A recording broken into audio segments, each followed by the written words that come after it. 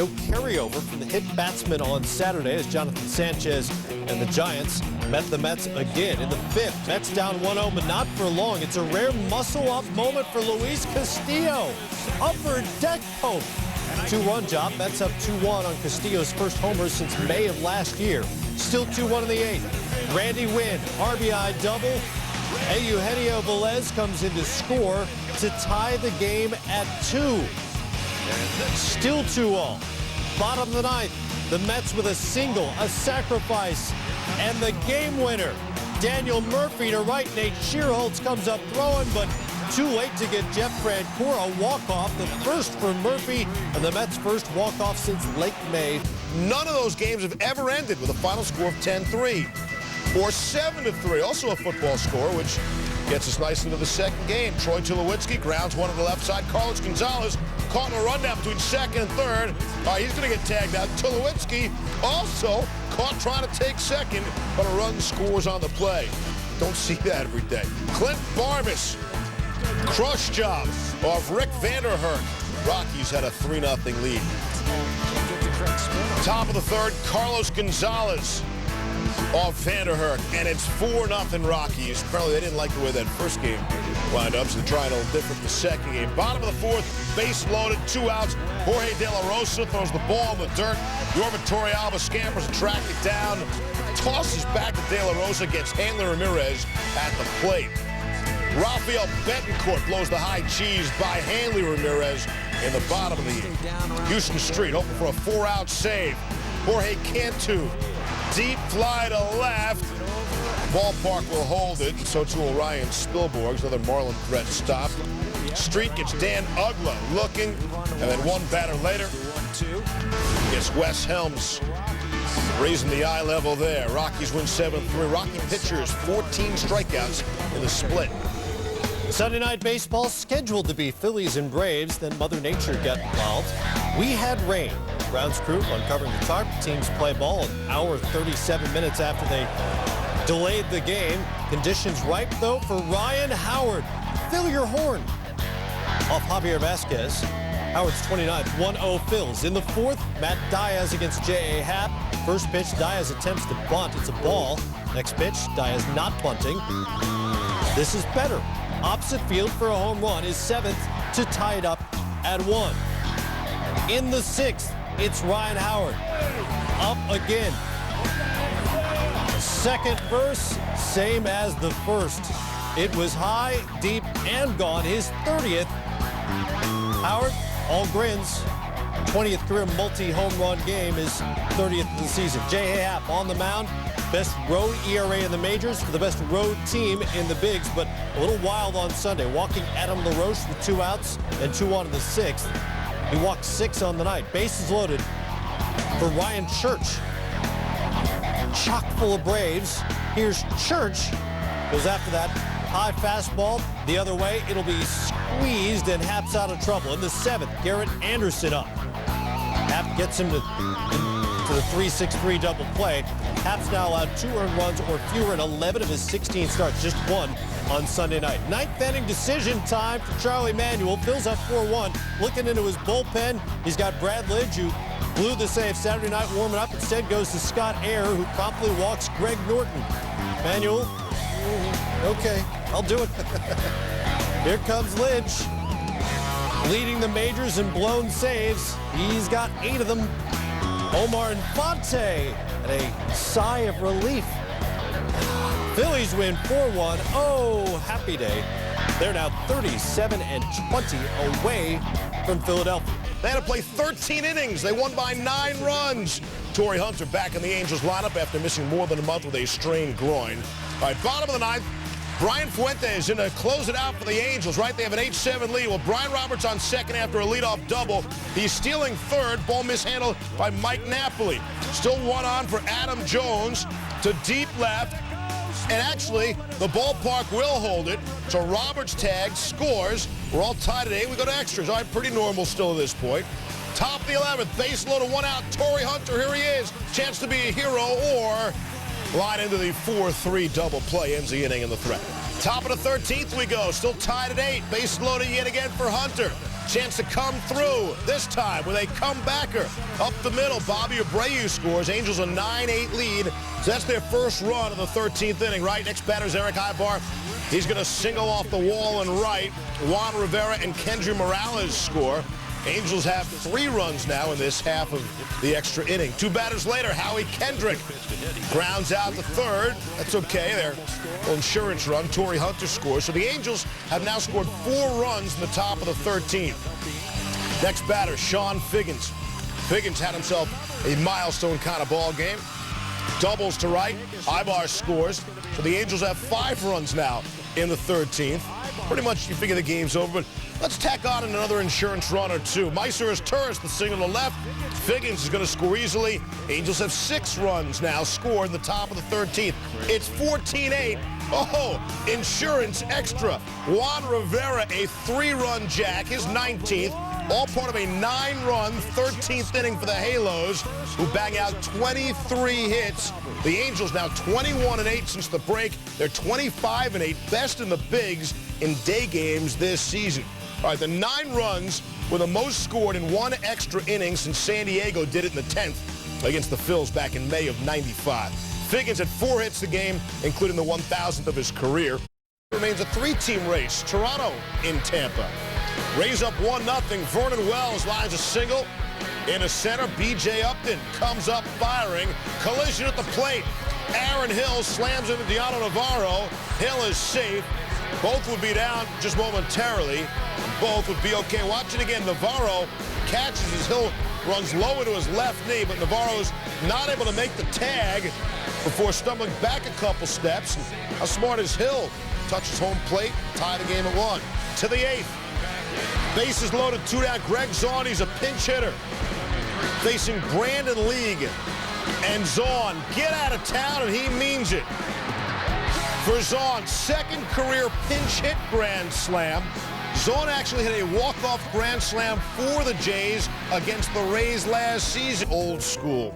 The A's commemorating the 1929 World Series team. Bob Guerin dressed in a full suit and bowler hat. Nice. Wearing the throwback unis. Even the grounds crew dressed in 20s garb. Remember the roaring 20s. Love the Scott Podsednik. It's in the left center field. You don't think there's a bottom line in the 20s? I don't remember. Mark Kotze driving in. Podsednik keeps on running, still running, beats the throw. Head first slide in the 3rd. They slide head first in the 20s. Oh, no. They have HD. Jason Nix trying to steal, slides off the bag, ruled safe. Huh? Controversy? Gary Darling rules Nix was pushed off the bag by Bobby Crosby. So the call stands. Bob Guerin out to argue. I know they tossed umpires in the 20s, that's for sure. That happened, and Guerin's going to get tossed by Darling. Later in the at-bat, Andrew Bailey strikes out Scott Podsednik, swinging the fastball to end the inning. And then the drama. In the bottom of the 9th, 2 outs. Game still tied. Mark Ellis facing Bob Jenks. And Ellis, the solo shot just over the wall, his 3rd career walk-off. Jim Thome, by the way, strikes out for the 20th. Dustin Nippert, being a good guy, sign an autograph. There's a handshake. I want to get David Ortiz's autograph, too, while you're at it. Top of the 2nd, get out of town off Nippert. Ortiz's 17th homer of the season, 2nd of the series. Boston enjoyed a 1-0 lead. Now, Ian Kinsler's first at bat on Sunday since Saturday night. And the 1-1 pitch. Hits Kinsler in the left ear. He was hit by a 91-mile-an-hour fastball, and he is enraged. He would love to go charge the mound right now, but his teammates aren't going to let him. All right, that was Saturday night. He's right back at you on Sunday. And with a 3-0 count, I think he's sitting on dead red, green light. You get the idea. Green means go home. His 25th home run of the season. What a welcome addition Kinsler has been back in the Rangers lineup. Here's Kinsler again. Josh Hamilton hustling around to score. Kinsler 2 for 3, the homer and 2 RBIs. These aren't your grandfather's Texas Rangers. They pitch, they play defense, they run well. 5th inning, Nippert in a jam in a 3-2 game against Mike Lowell. Nippert, 6 innings, 2 earned, 3 strikeouts. Bottom of the 6th, Taylor Teagard He's a defensive-minded catcher, right? He's placing Salty Saltalamacchia in the lineup, right?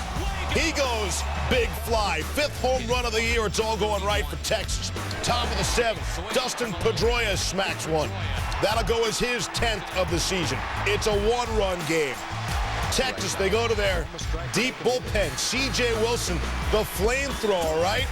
90 miles there against Brian Anderson, and Alex Gonzalez looking 77 miles an hour. Doesn't need the heat all the time. Frank Francisco, remember, he got lit up on Friday night. Different story. On Sunday, gets Pedroia looking, and then gets Victor Martinez. You know, if the season ended today, the Red Sox would miss the postseason. And the Rangers, they'd be the wild card winners. But this isn't that swing. This is a really good swing off Roy Oswalt in the bottom of the 6th. How about 457 feet? Fielder's 3rd straight 30 home run, 100 RBI season, tying Jeremy Burnett's and Gorman Thomas in Brewers franchise history. To the 8th, Hunter Pence. Now we're going to flash back in the same game in the 6th. Pence hits one to left field for a home run. Now, Ryan Braun, he thinks it's foul. The umpires are going to get together after reviewing. The crew chief, the Honorable Tim Welke, says it is a foul ball. Let's watch it again. The ball, very tough to tell. Pence would later fly out in that at bat. 5-4 Brewers, 1 on for Pence. This is a home run. Pence has 7 of his 9 homers after the All-Star break, 4 in his last 5 games. Fielder, chance to be a hero. The tying run in the bottom of the 9th on a 3-2 pitch to the wall. And, of course, it's Pence who's there to end the game. The Astros win 8-5. All right, Nationals and Reds. Josh Willingham is not technically a prince, but in the 4th with a man on second. This is Fielder-esque. What was yours? 557. How about 461? Come on. For Josh Willingham, his 19th of the year, right over the Kroger sign out there in the upper deck. That is smoked. Top 8th, Nats down 4-3. 2 men on. Ryan Zimmerman, bloop single to right field, doesn't get the distance of Willingham, but it'll go for a hit. Chris Dickerson can't get to it. Run scores. Then Drew Sutton sort of lobs it in there. Looks smart out there. Looks smart. Willingham taking advantage. He scores from 3rd. That's Nationals baseball, folks. Willingham with the alert base running, scoring on the mistake. The Nationals win 5-4. They take 3 of 4. They're now 11-4 in August. ESPN2 first trying to sweep the Padres at Busch. That is Albert Pujols. Man on 3rd for Pujols. Long fly ball of Clayton Richard. It's off the wall in left center field. Pujols gets caught between 1st and 2nd. The rare base running mistake by him. Brendan Ryan did score. Cards up 1-0. In the 4th, Adrian Gonzalez. He's 32nd of the year. Pitch to him at your peril. Game tied at 1. 4th inning. 3-all now. Pujols with the bases loaded. You know the numbers. 8 of 11, 5 grand slams. You know what's coming. Oh, it's a ground ball. Off Edward Mujica. Throws Pujols out at first, but he's hurt on the play. Would leave the game with a knee contusion. Game still tied at 3. Pujols, by the way, is just fine. Off Gonzalez's bat. Pujols fields it, throws home. Yadier Molina makes the tag to keep the game tied. Padres would take the lead. Then in the 6th, we've got precipitation. Game delayed 52 minutes. Here comes the tarp. There goes the tarp. Here comes Pujols. In the 6th, Greg Burke got him swinging. Padres still up 5-4, and then it rained some more. 1 hour, 27 minutes worth to be exact. The rain stopped. The Cardinals did not. Bottom of the 9th, Yadier Molina off Heath Bell. Ryan Ludwig will beat the throw at home, and we are tied up at 5. Remember, Bell was the guy who took the loss for the National League in St. Louis at the All-Star game. This is his first appearance since. It did not go well. Colby Rasmus with the walk-off. Bell with the blown save and the loss. The Cardinals sweep San Diego. From Kansas City, Kyle Davies, 1-6 ERA, just north of 6, 7 career starts against Detroit. Here's some good defense for you. Bottom of the 4th, runners in the corners. Jared Laird bunts a slow roller. Alex Gordon, barehanded, strong throw. Nice play, inning over. Top of the 8th, tied at 2, Mike Jacobs. Deep to center, Curtis Granderson This is also a nice play. Great leap and grab at the wall. If his last name is just Anderson, he doesn't make that play. It's Granderson. Top of the 10th. Runner on first and one down. David DeJesus to third. Rolls off of Ryan Rayburn's glove and goes past him. Rayburn charged with the second error of the game. Then Billy Butler grounds the third. Rayburn has this one. The throw too high. Pulls Carlos Guillen off the bag. Allows Josh Anderson to score the go-ahead run. Anderson acquired from the Tigers July 13th. Minnesota starter Nick Blackburn's had a rough go of it, to say the least. An ERA nearly 9 his last 5. His assessment, right now my pitches are a little bit flat and up. It's embarrassing and frustrating. I'm getting tired of these outings. And Blackburn would get zero relief on Sunday. He had a 3-0 lead until the third. That ball is, would you say, flat and up? Now up and out. Kelly Shopping inside the foul pole, his 10th. It's a 3-1 game. Blackburn leaves it, yep, you guessed it, up. Luis Valbuena. Oh, sorry, you guessed it. That's a whole different. Right. Yeah, 6th home run. Indians now down 3-2. Two batters later, man on, no one out. Grady Sizemore, yeah, 2-run poke, 3 homers in the third. Blackburn's given up 10 earned runs his last 4.